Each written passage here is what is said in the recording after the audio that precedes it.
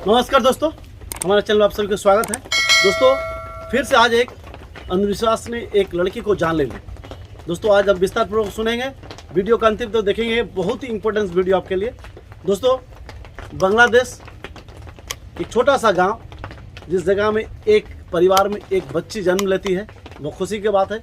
उसके बाद उस बच्ची का जो है नेचुरली उसका आइज़ जो है ब्लू कलर का होता है। ये बहुत सारे ब्लू, किसी का कत्था, किसी का ब्लैक आइज़ होता है। ये कोई कुदरत का ये देन है, लेकिन इसको लेके अलग अलग कहानी बनाया जाता है गांव घर में, पड़ोस में। और इस बच्चे को नागिन का रूप दिया जाता है। उस कहानी में इस बच्ची को जो है एक नागिन कहा जाता है और घर वाले इससे परेशान भी होते हैं।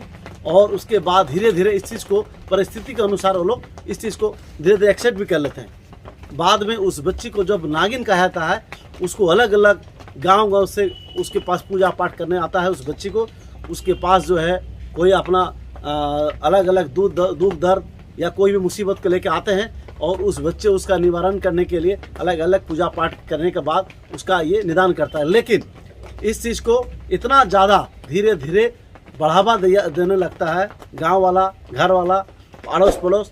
और खुदा न खास्ते इस बच्ची को, लड़की को जो है धीरे धीरे उसके हो सकता है, कभी कभी ऐसा होता है, एक दो चीज़ को कहे होंगे और वो सच साबित हुआ और घर वाले, गांव वाले लोग उसको सच मान लिए कि सही में ये लड़की नागिन, इच्छाधारी नागिन है। और इस चीज़ को वो लोग यूटिलाइज करने लगे, व्यवहार करने लगे, उसको जो है इस्तेमाल करने लगे उनका एक हथियार की तरह, और इससे एक बिजनेस बना लिए। गांव घर में वो लोग अलग अलग आदमी का ट्रीटमेंट करने लगे। किसी का कोई काम नहीं हो रहा, उस काम को लेकर इस बच्ची के पास आते थे, लड़की के पास। और लड़की धीरे धीरे बड़े होने लगे। बड़ी होने के बाद जो है आसपास में, पड़ोस में, गांव में इतना ज़्यादा फैल गया कि पूरे घर में एक ऐसा माहौल तैयार हो गया कि ये साक्षात एक इच्छाधारी नागिन है। आप जो है कहानी हुआ कि गांव घर में एक शख्स के घर में Indian common killer, silent killer, एक रात में घुसता है। और जैसे कि जानते हैं कॉमन किलर लगातार 2 से 3, 4, 5 आदमी को भी लगातार बाइट करे, सभी का मृत्यु हो सकता है। उसका जहर इतना तीव्र होता है, हाईली न्यूरोटॉक्सिन। और ये सांप जाने के बाद एक परिवार में 3 आदमी को मौत का घाट उतारने के बाद घर वाले सोचते हैं कि ये सांप नहीं, ये इच्छाधारी नागिन काटा है। यही इच्छाधारी नागिन जो लड़की, यही उसका जान ले लिया। इसका पीछे रीजन क्या है? क्योंकि अगले दिन उसी आसपास में 2 घर में लड़ाई हुआ था, एक जमीन का विवाद लेके। वो लोग सोच लिए कि इसी झगड़ा के कारण इच्छाधारी नागिन इसका जान ले ली और घर वाले उसको जो है पीट पीट कर मार डाला। बहुत दुखद घटना है। इसलिए आप सभी को मैं कहता हूं, ये एक अंधविश्वास के परे है। दोस्तों आप सभी को अनुरोध है कि ऐसा अगर कोई 21वीं सदी में आदमी इतना ज़्यादा साइंस के कारण डेवलप हो चुका है कि ये अंधविश्वास से अभी भी बहुत सारे व्यक्ति ऐसा है कि पढ़े लिखे इंसान भी अंधविश्वास को विश्वास करते हैं। अब देखते हैं यूपी, बिहार, छत्तीसगढ़, ऐसा जगह पे अभी भी भूत प्रेत लगने का नाम से या सांप काटने के बाद बाबा झाड़ फूंक का, मंत्री बाबा के पास झाड़ फूंक कराने जाते हैं और इससे बहुत सारा आदमी का मृत्यु होता है। कुछ आदमी बच जाता है तो सोचते हैं कि मंत्री बाबा बचा दिया, एक्चुअली उसमें स्नेक बाइट, जहर गया ही नहीं। तो दोस्तों आज आते हैं जिस कहानी के बारे में, हम जिस स्टोरी के बारे में बात कर रहे हैं।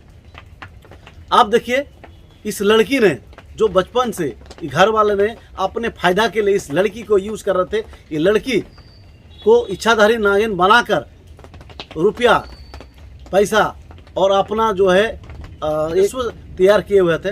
उस चीज़ के कारण आज इनका जो जान चला गया, सिर्फ अंधविश्वास के कारण। अगर गांव वाला, घर वाला ये सोचते भी ये पूरी तरह अंधविश्वास है, ये पूरी तरह झूठ है, तो आज ये अवस्था, हालत नहीं होता। बहुत दुखद घटना है। आप सभी को अनुरोध करते हैं, आपके आसपास में ऐसा कोई व्यक्ति है, ऐसा कोई अपने आप को इच्छाधारी नागिन कहता है, या कोई बाबा, मंत्री बाबा किसी को कहता है कि ये आदमी इच्छाधारी नागिन इसका अंदर में है और ये आदमी ऐसा कर सकता है, ये बदला ले सकता है, ये पूरी तरह मिथक है। ये एक स्टोरी, एक कहानी बनाया गया था ये हमारा हिंदू धर्म में, ताकि आदमी सांप को मारे नहीं। सांप को बचाने का एक प्रक्रिया है। अगर सांप को बारे ये सब डराने का कहानी नहीं बनाया था, हो सकता है सांप को आदमी मार देता। हमारा हिंदू धर्म में सांप को एक भगवान का रूप माना जाता है। इसका पीछे रीजन भी यही है कि सांप को मारे नहीं, बचाए रखे। इसी सांप का जहर से एंटीवेनम बनाया जाता है। हो सकता है आज नहीं, सदियों पुराना पहले वेद पुराण में ऋषि मुनि जानते थे। आज तो साइंस नहीं है, आज इतना बीमारी नहीं है, लेकिन एक दिन ऐसा आएगा दुनिया में, भारत में, हमारा देश में ऐसा ऐसा बीमारी आएगा कि उस बीमारी का निदान इसे सांप का जहर से होगा। खाली सर्पदंश नहीं, सर्पदंश, हार्ट, किडनी और कैंसर जैसा बड़े बड़े बीमारी का निदान जो इसी सांप का जहर से दवाई बनता है। इसी कारण एक डराने का, एक सांप को बचाने का एक प्रक्रिया था। इच्छाधारी नागिन है, ये इच्छाधारी कभी आप सांप को मारते हैं तो उसका जो है चाहे नर हो मादा, चाहे नागिन हो या नाग, दोनों बदला ले सकता है। इस डर के कारण आदमी सांप मारना छोड़ दिया, मारता नहीं होगा। मेरा मानना है इसी के कारण जो है आदमी सांप को मारते नहीं थे, और अभी भी बहुत सारे आदमी मारते नहीं।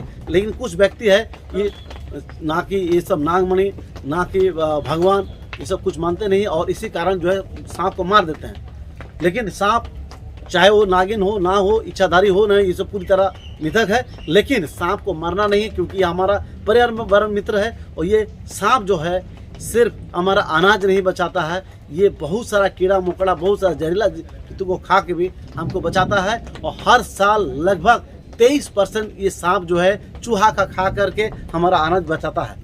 और इसी का जहर से एंटीवेनम बनता है, दवाई बनता है बहुत सारा, जो हमारा इंसान का हर दिन का, प्रतिदिन का दवाई यूज होता है। दोस्तों आज के लिए इतना ही। अब सभी को अनुरोध है, ऐसा अंधविश्वास से बाहर हटिए, दूर हटे, और सिर्फ जो है आप कहीं पर भी कोई ऐसा घटना घटता है तुरंत जो है आप लोकल जो भी थाना है उसको, प्रशासन को खबर दे, ताकि इस अंधविश्वास से जो है जो फैला रहे हैं उस पर कानूनी कार्रवाई हो।